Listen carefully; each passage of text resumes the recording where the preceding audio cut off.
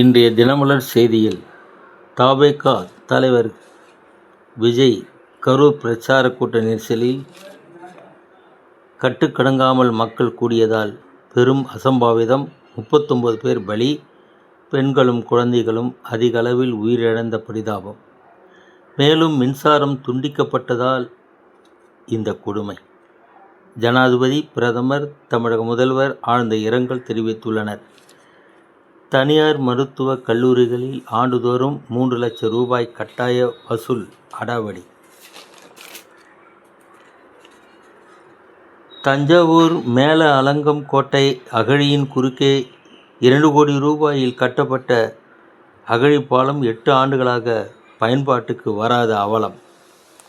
செல்லாத ரூபாய் நோட்டுகளால் பட்டீஸ்வரம் துர்க்கை அம்மனுக்கு அலங்காரம் செய்யப்பட்டுள்ளது. வருமான வரி சோதனை நடத்த கோரிக்கை. வணக்கம்.